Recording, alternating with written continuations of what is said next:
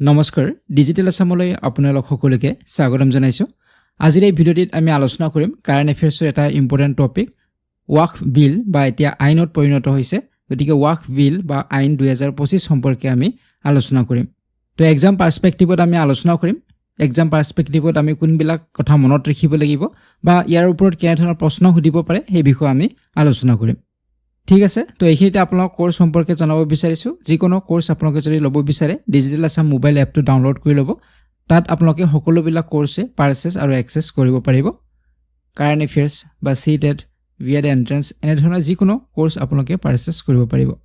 তো এতিয়া আমি আৰম্ভ কৰিছো। সো প্ৰশ্ন আলোচনা কৰাৰ আগতে আমি কিছু পৰিমাণে এই বিষয়ে থুলমূল এটা ধাৰণা আমি ল'ব চেষ্টা কৰিম যে ৱাকফ মানে কি, ইয়াৰ কি উদ্দেশ্য বা ৱাকফ এক্ট 1995। তো এই বিষয়ে আমি কিছু পৰিমাণে থুলমূলকৈ আলোচনা কৰিম। তাৰ পিছত আমি কুৱেশ্যনছ কেনেধৰণে সুধিব পাৰে তো সেই বিষয়ে আমি আলোচনা কৰিম। তো প্ৰথমতে আমি জানিব লাগিব যে ৱাকফ মানে কি। যে ৱাকফ বুলি ক'লে এইটো এটা ইছলামিক কনচেপ্ট হয়, ইছলামিক এটা ধাৰণা। মুছলিম এক্টৰ আণ্ডাৰত কোনো এজন ব্যক্তিয়ে যেতিয়া তেওঁ ডনেট কৰিব তেওঁৰ প্ৰপাৰ্টি, সেয়া মুভেবল প্ৰপাৰ্টি হ'ব পাৰে, ইমুভেবল প্ৰপাৰ্টিও হ'ব পাৰে, স্থাবৰ বা অস্থাবৰ যিকোনো প্ৰপাৰ্টি তেওঁৰ হ'ব পাৰে। তেওঁ যদি ৰিলিজিয়াছ বা ধৰ্মীয় বা ৰাজহুৱা কামত পাব্লিক পাৰপজত তেওঁ যদি সেই সম্পত্তি তেওঁ স্থাবৰ বা অস্থাবৰ সম্পত্তি তেওঁ দান কৰে বা আল্লাহৰ নামত যদি সেয়া দান কৰে, উৎসৰ্গা কৰে, তেতিয়া ইয়াক ৱাকফ বুলি কোৱা হয়। ধৰা হ'ল কোনো এজন ব্যক্তিয়ে তেওঁৰ এডোখৰ মাটি তেওঁ এটা মছজিদ বনোৱাৰ বাবে সেয়া দান কৰিব পাৰে বা যিকোনো পাব্লিক পাৰপজত চেৰিটেবল পাৰপজত তেওঁ দান কৰিব পাৰে, হস্পিটেল বনাবলৈ, স্কুল বনাবলৈ, তো এনেধৰণৰ বিভিন্ন পাৰপজত দান কৰিব পাৰে। গতিকে ইয়াক মুছলিম এক্টৰ আণ্ডাৰত ইয়াক ৱাকফ বুলি কোৱা হয়। আৰু এবাৰ যদি ইয়াক ট্ৰেন্সফাৰ কৰা হয়, এবাৰ যদি ৱাকফ কৰা হয়, তেনেহ'লে তাক আকৌ তেওঁ ৰিটাৰ্ণ নাপাব বা তেওঁৰ যিটো মালিকী স্বত্ব সেয়া ঘূৰাই নাপাব। যে এবাৰ ডনেট কৰিলোঁ, তাৰপিছত পুনৰ যদি আপুনি ঘূৰাই বিচাৰে তেনেহ'লে সেইটো ঘূৰাই নাপায়। গতিকে এবাৰ দান কৰাৰ পিছত সেয়া আৰু ঘূৰাই ল'ব নোৱাৰিব। গতিকে এইটোক কোৱা হয় ৱাকফ বুলি। তো মনত ৰাখিব, সম্পত্তি যেতিয়া ডেডিকেট কৰা হ'ব ৰিলিজিয়াছ পাৰপজত বা চেৰিটেবল পাৰপজত, পাব্লিক পাৰপজত, আল্লাহৰ নামত যেতিয়া ইয়াক ডেডিকেট কৰা হ'ব তাক কোৱা হয় ৱাকফ বুলি। আৰু যিজন ব্যক্তিয়ে এই ডেডিকেট কৰিব, যিজন ব্যক্তিয়ে দান কৰিব, তেওঁক কোৱা হ'ব ৱাকিফ বুলি কোৱা হয়। তো এই পইণ্টছবিলাক মনত ৰাখিব, এক্সাম পাৰ্সপেক্টিভত এই পইণ্টছবিলাক ইম্পৰ্টেণ্ট হ'ব। গতিকে যিয়ে দান কৰিব তেওঁক ৱাকিফ বুলি কোৱা হয়। তো এইটো আছিলে চিম্পল যিটো ধাৰণা যে ৱাকফ মানে কি, ইয়াৰ শব্দটোৰ অৰ্থ। তো এতিয়া আমি আলোচনা কৰিম যে এখন এমেণ্ডমেণ্ট বিল, ৱাকফ এমেণ্ডমেণ্ট বিল, সংশোধনী এখন বিধেয়ক যিখন পাছ হৈছিলে লোকসভা আৰু ৰাজ্যসভাত পাছ কৰা হৈছিলে এই বিধেয়কখন। আৰু এই যিখন এমেণ্ডমেণ্ট বিল, যিখন ৱাকফ এক্ট 1995, এইখনক এমেণ্ড কৰা হৈছিলে, এই আইনখনক সংশোধন কৰিব বিচৰা হৈছিলে। গতিকে যিবিলাক প্ৰপাৰ্টি ৱাকফ কৰা হৈছিলে, এই প্ৰপাৰ্টিজবিলাক বা এই সম্পত্তিবিলাক যাতে নিয়ন্ত্ৰণ কৰিব পাৰে, তাৰ লগতে যিবিলাক আনুষাংগিক কিছুমান বিবাদো থাকে, এই বিবাদবিলাকৰ নিষ্পত্তি কৰিবলৈ কিছু সাল সলনি কৰাৰ প্ৰয়োজন আছিলে ৱাকফ এক্ট 1995খন। গতিকে তাৰ কাৰণে এই এমেণ্ডমেণ্ট যিখন বিল বা সংশোধনী বিলখন ইয়াত পাছ কৰা হৈছিলে, লোকসভা আৰু ৰাজ্যসভাত উত্থাপন হৈছিলে আৰু সেয়া পাছ কৰা হৈছিলে। আৰু ৰিচেণ্টলি এয়া আইনত পৰিণত হৈছে। তো এই বিষয়ে আমি আলোচনা কৰিম। প্ৰথমতে আমি আলোচনা কৰিম ইয়াৰ হিষ্ট্ৰী সম্পৰ্কে, কেনেদৰে আহিলে এই আইনখন বা কি আছে ইয়াতে, গোটেইখিনি আমি আলোচনা কৰিম। গতিকে এই ৱাকফ এমেণ্ডমেণ্ট বিলখনক 2025 চনত ইয়াক উমিদ বিল বুলি কোৱা হৈছিলে। তো এইটো পইণ্টটো মনত ৰাখিব লাগিব, কাৰণ আমাক সুধিব পাৰে যে এই বিলখনক কি বুলি কোৱা হৈছিলে। উমিদ বিল বুলি কোৱা হৈছিলে ৱাকফ এমেণ্ডমেণ্ট বিল 2025ত যি এই এমেণ্ডমেণ্ট বিলখন উত্থাপন হৈছিলে, ইয়াক উমিদ বিল বুলি কোৱা হৈছিলে। তো এই বিষয়ে আমি আলোচনা কৰিম। তো এই ইম্পৰ্টেণ্ট পইণ্টছবিলাক আপোনালোকে মনত ৰাখিব। এতিয়া প্ৰথমে যদি আমি আহোঁ 1913ৰ কথাত যদি আহোঁ, তেতিয়া এখন এক্ট আছিলে মুছলমান ৱাকফ ভেলিডেটিং এক্ট অফ 1913, 1913 চনত। এতিয়া ব্ৰিটিছৰ সময়ছোৱা আছিলে, ব্ৰিটিছ ৰাজ চলিছিলে। গতিকে এই ৱাকফ যিটো ছিষ্টেম আছিলে ইণ্ডিয়াত, সেই সময়ত যিখন এক্ট আছিলে সেইখন মুছলমান ৱাকফ ভেলিডেশ্যন এক্ট অফ 1913 আছিলে। তো তাৰপিছত যেতিয়া আমাৰ ভাৰত স্বাধীন হ'ল আফটাৰ ইণ্ডিপেণ্ডেঞ্চ, তেতিয়া আন এখন এক্ট আহিলে ৱাকফ এক্ট অফ 1954। তো এইখন ইন্ট্ৰডিউচ কৰা হ'ল যাতে ইয়াক ৰেগুলেট পৰিচালনা কৰিব পাৰে। এই ৱাকফ প্ৰপাৰ্টিজবিলাক, যিমানবিলাক সম্পত্তি দান কৰা হয় বা ৱাকফ কৰা হয়, সেইবিলাক যাতে ৰেগুলেট পৰিচালনা কৰিব লাগিব, কোনোবাই ইয়াক পৰিচালনা কৰিব লাগিব, মেইনটেইন কৰিব লাগিব, যাতে ইয়াৰ মিছ ইউজ নহয়। তো তাৰ কাৰণে এই এক্টখন ইন্ট্ৰডিউচ কৰা হৈছিলে 1954ত। আৰু পৰৱৰ্তী সময়ত ইয়াক আৰু বেছি ষ্ট্ৰংগাৰ কৰাৰ বাবে বা ৱাক প্ৰপাৰ্টিজবিলাকক যাতে মেনেজমেণ্টটো আৰু বেছি ভাল হয় বা ৰেগুলেশ্যন আৰু বেছি ভাল হয় বিভিন্ন চেঞ্জেছ কৰি ৱাক এক্ট অফ 1995 ইন্ট্ৰডিউচ কৰা হৈছিলে গতিকে সেই এক্টখন মতে চলি আছিলে ইমান দিনে কিন্তু এই এক্টখনত বিভিন্ন এমেণ্ডমেণ্ট হৈছে ফাইনালি কিছু আৰু চেঞ্জেছ কৰিব বিচৰা হৈছিলে সংশোধন কৰিবলৈ বিচৰা হৈছিলে যাৰ বাবে এই ৱাক এক্ট অফ 1995ৰ যিখন এক্ট আছিলে ইয়াক এমেণ্ড কৰাৰ বাবে এখন বিল উত্থাপন হৈছিলে সেই বিলখনক আমি উমিদ বিল বুলি জানো বা ৱাক এমেণ্ডমেণ্ট বিল বুলি আমি জানো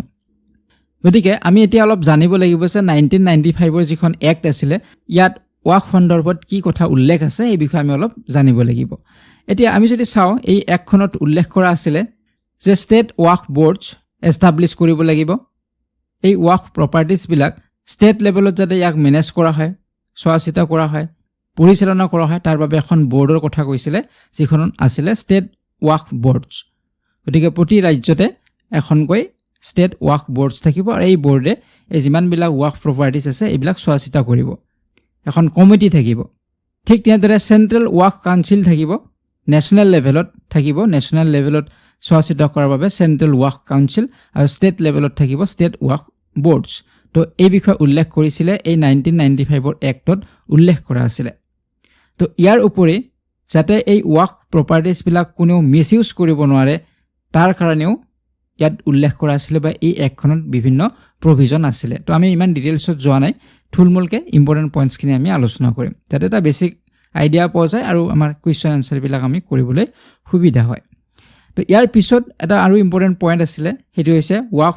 ট্ৰাইব্যুনেল কাৰণ এই ৱাক প্ৰপাৰ্টিজবিলাকত কেতিয়াবা কি হয় ডিছপুট হয় মালিক যিজন অনাৰ থাকিব যিজনৰ সেই প্ৰপাৰ্টিটো হয় আৰু ষ্টেট ৱাক বৰ্ডছ বা এইবিলাকৰ মাজত কেতিয়াবা কি হয় ডিছপুট হয় কেতিয়াবা বিবাদ হোৱা দেখা যায় এনেধৰণৰ বিভিন্ন কেছ আছে বিভিন্ন এনেধৰণৰ নিউজ আপোনালোকে নিশ্চয় পাইছে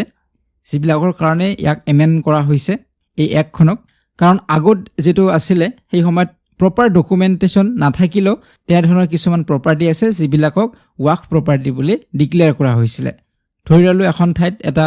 মছজিদ বনোৱা হৈছে তেওঁ লিগেলি বা কোনো ডকুমেণ্টেশ্যন দিয়া নাই যে সেই লেণ্ডটো ট্ৰেন্সফাৰ কৰিছে বা সেই লেণ্ডটো কাৰোবাক দিয়া হৈছে তো সেই বিষয়ে প্ৰপাৰ কোনো ডকুমেণ্টেশ্যন নাথাকে তো নাথাকিলে কি হয় যদি সেই মাটিখিনি বা সেই যিখিনি প্ৰপাৰ্টি হ'ব সেইখিনি যদি পাব্লিক ৱেলফেয়াৰৰ নামত ব্যৱহাৰ কৰি থকা হৈছে বা তাত স্কুল বা হস্পিটেলেই বনোৱা হৈছে বা তাত এটা মছজিদেই বনোৱা হৈছিলে তো তেনেদৰে যদি বহুদিন চলি থাকে আৰু পৰৱৰ্তী সময়ছোৱাত সেই মাটিৰ যিগৰাকী অনাৰ থাকিব তেওঁ যদি বিচাৰে যে এই মাটিখিনি মোৰ নামত আছে বা তেওঁৰ যিখিনি ডকুমেণ্টেশ্যন এইখিনি দেখুৱায় আৰু সেইখিনি যদি তেওঁ ঘূৰাই বিচাৰে তেতিয়া কি হৈছিলে তো তেতিয়া চোৱা হৈছিলে যে সেই প্ৰপাৰ্টিখিনি অলৰেডি বহু বছৰ ধৰি তেনেদৰে ব্যৱহাৰ কৰি থকা হৈছে ৰাজহুৱা কামত বা মছজিদেই হওক বা তেনেধৰণে ব্যৱহাৰ কৰি থকা হৈছে গতিকে সেইখিনিৰ অনাৰশ্বিপ অট'মেটিকেলি তাক ৱাক প্ৰপাৰ্টি হিচাপে ধৰা হৈছিলে গতিকে এইবিলাক লৈ বিভিন্ন ডিছপুট বা বিবাদ হৈছিলে আৰু সেই বিবাদবিলাক মীমাংসা কৰাৰ বাবে ৱাক ট্ৰাইব্যুনেলৰ ব্যৱস্থা আছিলে গতিকে এই ৱাক ট্ৰাইব্যুনেলতে বা ৱাক ন্যায়াধিকৰণ বুলি কোৱা হয় গতিকে ইয়াত বিচাৰ হৈছিলে এইবিলাক কোনো কোৰ্টত যোৱা নাছিলে যেনেদৰে আমাৰ কিবা বিবাদ হ'লে মাটিৰ বিবাদ হওক যিকোনো বিবাদ হ'লে আমি হাইকোৰ্ট সুপ্ৰিম কোৰ্ট যাব পাৰোঁ তেনেধৰণে ইয়াত যাব নোৱাৰিছিলে তেওঁলোকে ৱাক ট্ৰাইব্যুনেলৰ ওচৰত যাব লাগিব তাত মীমাংসা কৰা হৈছিলে এই ডিছপুটবিলাক তো এই বিষয়ে 1995ৰ ৱাক এক্টত উল্লেখ কৰা আছিলে ইয়াৰ ওপৰত আৰু বহুতো কথা আছিলে তো আমি ইম্পৰ্টেণ্ট কথাখিনি ইয়াত আলোচনা কৰিম তো এতিয়া আহিলে আমাৰ ৱাক এমেণ্ডমেণ্ট বিল 2025 গতিকে এই এমেণ্ডমেণ্ট বিল বা সংশোধনী বিলখন আহিলে উত্থাপন হ'ল আৰু ইয়াক উমিদ বিল বুলি কোৱা হৈছে আপোনালোকে মনত ৰাখিব উমিদ শব্দটোৰ এটা ফুল ফৰ্ম আছে তো এই ফুল ফৰ্মটো মনত ৰাখিব সেইটো আমাক পৰীক্ষাত সুধিব পাৰে তো unified management empowerment efficiency and development unified management empowerment efficiency and development হৈছে উমিদৰ ফুল ফৰ্ম তো সেইটো আমাক সুধিব পাৰে গতিকে অৰিজিনেলি এইখন বিল উত্থাপন হৈছিলে ইন্ট্ৰডিউচ কৰা হৈছিলে 2024 চনত কিন্তু ইয়াত উত্থাপন হোৱাৰ লগে লগে বিভিন্ন বিবাদ হ'ল গতিকে স্ক্ৰুটিনি কৰাৰ বাবে এই বিলখনত বিভিন্ন কিছু আখোৱা আছিলে তো এইখিনি স্ক্ৰুটিনি কৰাৰ বাবে জইণ্ট পাৰ্লিয়ামেণ্টাৰী যে কমিটি JPC ইয়াৰ আণ্ডাৰত ইয়াক স্ক্ৰুটিনি কৰা হৈছিলে তদন্ত কৰা হৈছিলে তাৰপিছত ইয়াক পুনৰবাৰ 2025ত উত্থাপন কৰা হ'ল আৰু লোকসভা ৰাজ্যসভাত ইয়াক পাছ কৰা হৈছে আৰু ফাইনেলি ইয়াক আইন হিচাপে ঘোষণা কৰা হৈছে ঠিক আছে তো এই বিষয়ে আমি এতিয়া আলোচনা কৰিব লাগিব যে ইয়াত কি কি চেঞ্জেছ হ'ল এই বিলখনত কি নতুন কথা আছে যিখন আমাৰ আগৰখনত নাছিলে, যিখন আমাৰ আগৰ এক্ট আছিলে 1995ৰ, তাত কি কি কথা নাছিলে যিখিনি এতিয়া সংশোধন কৰা হৈছে সেইখিনি আমি জানিব লাগিব। যে ইয়াত এমেণ্ড কৰা হ'ল, প্ৰথম পইণ্টটো ইম্পৰ্টেণ্ট হয় যে এই বিলখনত কি কৰা হৈছে, ইনক্লুড কৰা হৈছে নন মুছলিম মেম্বাৰ্ছ। যে এই যি আমি অলপ আগতে পালোঁ যে 1995ৰ এক্টতে উল্লেখ কৰা আছিলে যে ৱাক প্ৰপাৰ্টিজবিলাক চোৱা চিতা কৰাৰ বাবে, পৰিচালনা কৰাৰ বাবে স্মুথলি যাতে তাক মেনেজ কৰিব পাৰে, কোনো তাত বিবাদ নহয়, তাৰ কাৰণে ষ্টেট ৱাক বৰ্ডছ আৰু চেণ্ট্ৰেলত, নেশ্যনেল লেভেলত চেণ্ট্ৰেল ৱাক কাউন্সিল গঠন কৰা হৈছিলে। তো এই বিষয়ে আগতেই পাইছিলোঁ, কিন্তু তাত সকলোবিলাক মেম্বাৰ্ছ, এই কমিটিবিলাকৰ মেম্বাৰ্ছ কি আছিলে, মুছলিম আছিলে। কিন্তু এতিয়া কি সংশোধন কৰা হ'ল যে ইয়াত নন মুছলিম মেম্বাৰ্ছো থাকিব লাগিব, যিবিলাক মুছলিম নহয় তেনেধৰণৰ মেম্বাৰৰ ইয়াত ৰাখিব লাগিব। তো এইটো এটা সংশোধনী। গতিকে ইয়াৰ ফলত কি হ'ব, ইয়াত যাতে আৰু বেছি স্মুথ হয় ইয়াৰ পৰিচালনা, তাৰ বাবে নন মুছলিম মেম্বাৰ্ছো ইয়াত ইনক্লুড কৰা হৈছে এই কমিটিবিলাকত। ইয়াৰ উপৰি আন এটা ইম্পৰ্টেণ্ট ইয়াত এমেণ্ড কৰা হৈছে, সংশোধনী কৰা হৈছে, সেইটো হৈছে যিগৰাকীয়ে ৱাফ কৰিব, ডনেট কৰিব, তেওঁ প্ৰপাৰ্টি ডনেট কৰিব, ৱাফ বুলি কোৱা হয়, তো সেই ব্যক্তিগৰাকী কমেও 5 বছৰ ধৰি তেওঁ মুছলমান হৈ থকাটো এটা চৰ্ত ৰখা হৈছে। আগত কি আছিলে, বেলেগ ধৰ্মৰো হ'ব পাৰে, তেওঁ মুছলমান নহ'বও পাৰে, তথাপি তেওঁ ডনেট কৰিব পাৰিছিলে। কিন্তু এতিয়া 5 years, 5 বছৰ ধৰি তেওঁ মুছলমান হৈ থকাটো প্ৰয়োজনীয় হ'ব যদি তেওঁ ডনেট কৰিব বিচাৰে। বেলেগ ৰিলিজনৰ হ'ব পাৰে, কিন্তু তেওঁৰ 5 years হ'ব লাগিব যে তেওঁ 5 বছৰ ধৰি এই মুছলিম ধৰ্ম অনুসৰণ কৰি আছে বা তেনেধৰণৰ হ'ব লাগিব, 5 years এটলিষ্ট হ'ব লাগিব। কিন্তু আগত তেনেধৰণৰ নাছিলে। তো এইটো এটা নতুন এটা ইনক্লুজন ইয়াত কৰা হৈছে এই বিলখনত। আৰু আমি আগত যি পালোঁ অলপ আগতে, আগত কি আছিলে, যিকোনো বিবাদ হ'লে সেয়া ৱাফ ট্ৰাইব্যুনেলৰ ওচৰত গৈছিলে। কিন্তু এতিয়া ইয়াত যদি তেওঁলোকে ন্যায় নাপায় তেনেহ'লে তেওঁলোকে হাইকোৰ্টৰ ওচৰতো যাব পাৰিব, সেই বিষয়ে ইয়াত উল্লেখ কৰা হৈছে। গতিকে আগত সকলোবিলাক মীমাংসা এই ৱাফ ট্ৰাইব্যুনেলৰ ওচৰতে বা তেওঁলোকে কৰিছিলে। আৰু ইয়াত বহুজনে ন্যায় পোৱা নাই সেই বিষয়ে অভিযোগ আছে, যাৰ কাৰণে এতিয়া ইয়াত ন্যায় নাপালে তেওঁলোকে হাইকোৰ্টৰ ওচৰতো যাব পাৰিব। তো এই বিষয়ে নতুন এটা ইনক্লুজন ইয়াত কৰা হৈছে এই এমেণ্ডমেণ্ট বিলখনত। তো ইয়াৰ উপৰিও আমি চাব লাগিব আন কেইটামান ইম্পৰ্টেণ্ট পইণ্টছ আছে। সেইকেইটা হৈছে, এইটো আমি অলৰেডি আলোচনা কৰিলোৱে যে নন মুছলিম ৰিপ্ৰেজেণ্টেটিভ থাকিব চেণ্ট্ৰেল আৰু ষ্টেট ৱাক বৰ্ডছবিলাকত, সেইটো এটা ইম্পৰ্টেণ্ট চেঞ্জেছ আছিলে। তাৰ উপৰি ইয়াত আন এটা কথা ইয়াত উল্লেখ কৰা আছে, সেইটো হৈছে ৱাক বাই ইউজাৰ। আগত আছিলে ৱাক বাই ইউজাৰ, যে যেতিয়া তেওঁ ডনেট কৰিব, তেওঁ যদি লিগেলি তেওঁক ডনেট কৰা নাই, হয়তো কেতিয়াবা অৰেলিও ক'ব পাৰে যে এইখিনি মাটি মই দি দিলোঁ, তো তেনেদৰে অৰেলিও ক'ব পাৰে। তো কোৱাৰ পিছত যদি তেওঁ পৰৱৰ্তী সময়ছোৱাত যেতিয়া ৰাইজে তাক ব্যৱহাৰ কৰিছে বা ইয়াক ৱাক প্ৰপাৰ্টি হিচাপে ইউজ কৰা হৈছিলে, পিছত তেওঁ ঘূৰাই বিচাৰিলেও তেওঁ নাপায়, কিন্তু তেওঁৰ লিগেলি কিন্তু তেওঁ ট্ৰেন্সফাৰ কৰি দিয়া নাছিলে, তেওঁ অৰেলি হয়তো কৈছিলে, তেনেধৰণৰ হ'ব পাৰে। গতিকে এইটোক ৱাক বাই ইউজাৰ বুলি কোৱা হৈছিলে, যিয়ে ইউজ কৰি থাকিব তেওঁৱে তাৰ প্ৰপাৰ্টিৰ মালিক। গতিকে সেইটো যদি ৱাক প্ৰপাৰ্টি হিচাপে ইউজ কৰি থকা হৈছে তেনেহ'লে সেইটো ৱাক প্ৰপাৰ্টি হিচাপে ধৰা হ'ব, যদিও তাৰ লিগেল ডকুমেণ্টেশ্যন নাথাকে। আৰু যদি অনাৰগৰাকীৰ লিগেল ডকুমেণ্টেশ্যন থাকে, তাত উল্লেখো আছে যে সেইখিনি প্ৰপাৰ্টি তথাপিও তেওঁক দিয়া নহৈছিলে। কিন্তু এতিয়া এইটো ৰিমুভ কৰা হৈছে, ৱাক বাই ইউজাৰ যিটো প্ৰভিজন এইটো এমেণ্ড কৰা হৈছে, এইটো ৰিমুভ কৰি দিয়া হৈছে। গতিকে কোনোবাই যদি ডনেট কৰে তেওঁৰ লিগেল ডকুমেণ্টেশ্যন থাকিবই লাগিব। গতিকে লিগেল ডকুমেণ্টেশ্যন থাকিব লাগিব, কৰিব লাগিব। গতিকে ৱাক বাই ইউজাৰ যিটো প্ৰভিজন আছিলে সেইটো এতিয়া ৰিমুভ কৰা হৈছে। গতিকে এইবিলাক ইম্পৰ্টেণ্ট চেঞ্জেছ হৈছে, এই বিলখনত এমেণ্ড কৰা হৈছে, আৰু এইবিলাক পইণ্ট ইম্পৰ্টেণ্ট হয় এক্সাম পাৰ্চপেক্টিভত। গতিকে ফাইনেলি যদি আমি চাওঁ, দ্ৰৌপদী মুৰ্মু ভাৰতৰ ৰাষ্ট্ৰপতি, তেখেতে এই বিলখন স্বাক্ষৰ কৰিছে আৰু এইখন এতিয়া আইনত পৰিণত হৈছে। গতিকে এয়া আৰু বিল হিচাপে নাই, এইখন আইন হিচাপে এতিয়া পৰিগণিত হৈছে। ঠিক আছে, তো এইখিনি আছিলে থুলমূলকৈ এই ৱাক এমেণ্ডমেণ্ট বিল বা আইন সম্পৰ্কে। গতিকে এতিয়া আমি কেইটামান কুৱেশ্যন আলোচনা কৰিম, যিকেইটা কুৱেশ্যনত আপোনালোকে বেছিক এটা আইডিয়া পাব যে কেনেধৰণৰ প্ৰশ্ন ইয়াৰ পৰা সুধিব পাৰে। ঠিক আছে, তো প্ৰথম প্ৰশ্নটোলৈকে আমি আহিছোঁ। প্ৰথম প্ৰশ্নটোত সুধিছে যে what significant change does the ৱাক amendment bill 2025 introduce regarding the composition of walk boards. যে ৱাক সংশোধনী বিধেয়ক 2025 ৱাক বৰ্ডৰ গঠন সন্দৰ্ভত কি উল্লেখযোগ্য পৰিৱৰ্তন আনিছে। গতিকে ইয়াত এই যে বৰ্ড গঠনৰ কথা আমি আলোচনা কৰিলোঁ, ৱাক বৰ্ড গঠনৰ, এই বিষয়ে কি চেঞ্জেছ আছে বা চেঞ্জেছ কৰিছে এই এমেণ্ডমেণ্ট বিলত।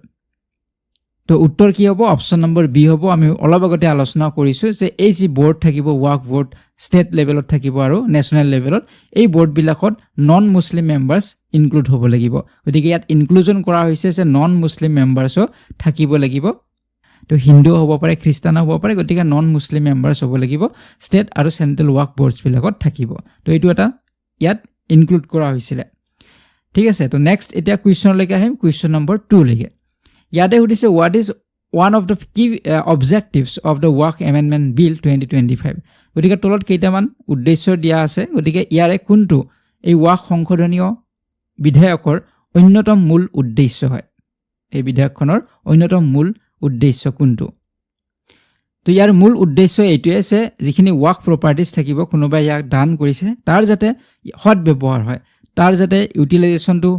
সঠিকভাৱে হয় সমাজৰ অন্যায়ৰ বাবে নহয় বা কোনো এজন ব্যক্তিয়ে যাতে তাক মিছইউজ কৰিব নোৱাৰে তাৰ কাৰণে গতিকে ইমপ্ৰুভ কৰিব লাগিব যেটো মেনেজমেণ্ট পূৰ্বতে যেটো মেনেজমেণ্ট আছিলে সেই এক্টৰ আণ্ডাৰত 1995 ৰ এক্টৰ আণ্ডাৰত তাত কিছু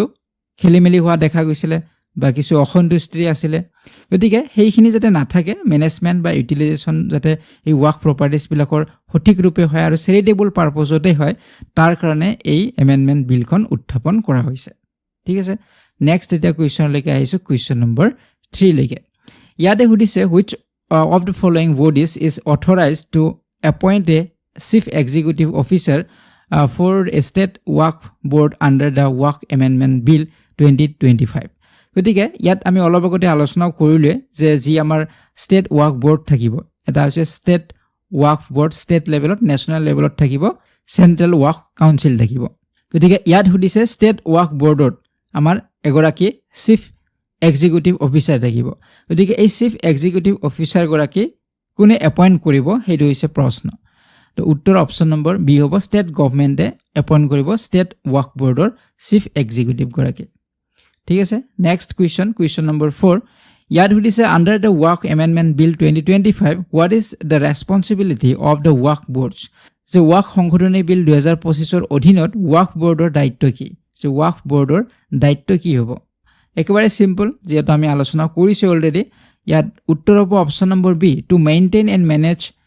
ৱাক প্ৰপাৰ্টিজ যে ৱাক যিখিনি প্ৰপাৰ্টি থাকিব সম্পত্তি থাকিব যি দান কৰিছে উছৰ্গা কৰিছে তো সেইখিনিক মেইনটেইন আৰু মেনেজ কৰাটো হৈছে এই বৰ্ডবিলাকৰ দায়িত্ব হ'ব আৰু তেওঁলোকে এনশিওৰ কৰিব লাগিব নিশ্চিত কৰিব লাগিব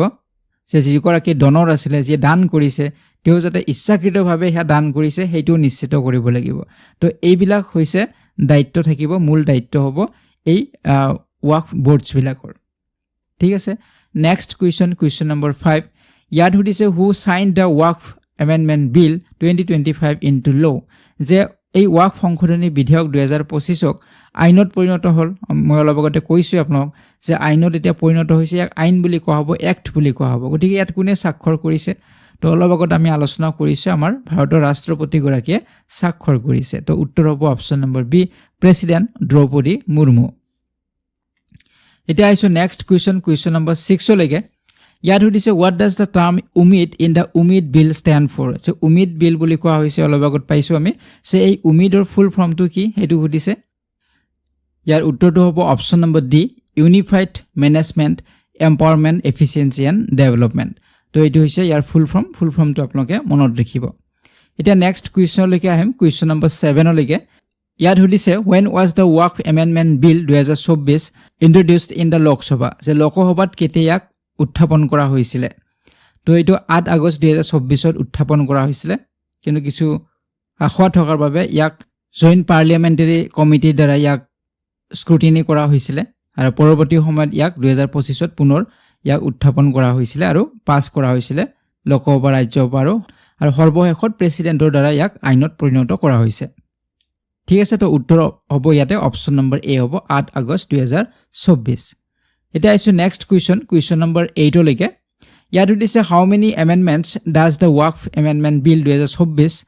প্ৰপ'জ টু দ্য ৱাক এক্ট 1995 যে ৱাক সংশোধনী বিধেয়ক 2024ত ৱাক আইন 1995ত কিমান সংশোধনীৰ প্ৰস্তাৱ দিয়া হৈছিলে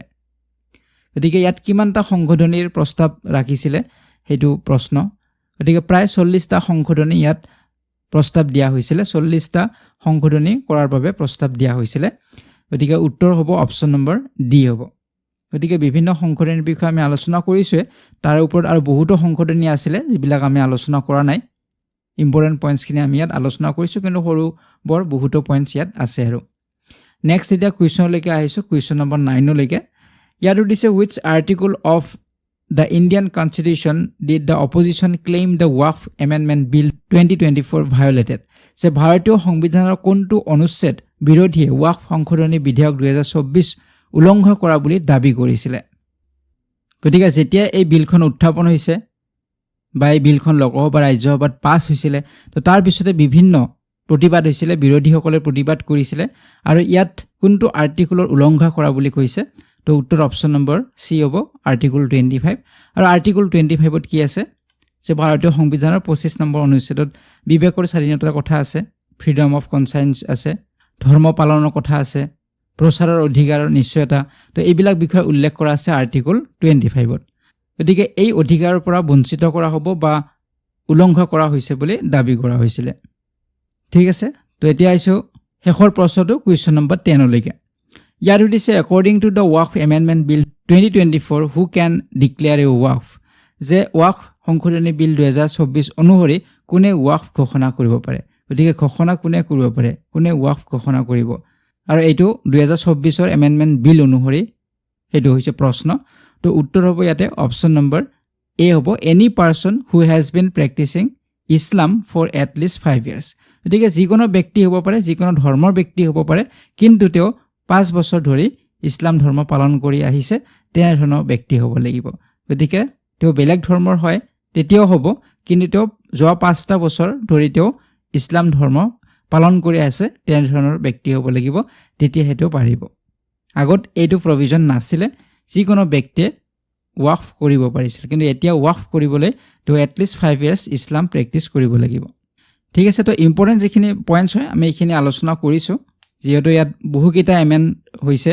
গতিকে ইয়াত বহুকেইটা কথাই আছে জড়িত হয় কিন্তু ইম্পৰ্টেন্ট আৰু এক্সাম পাৰ্সপেক্টিভত আমি পইণ্টছখিনি ডিসকাস কৰিলো আৰু কেনে ধৰণে প্ৰশ্নবিলাক আমাক সুধিব পাৰে সেই বিষয়ে আমি আলোচনা কৰিলো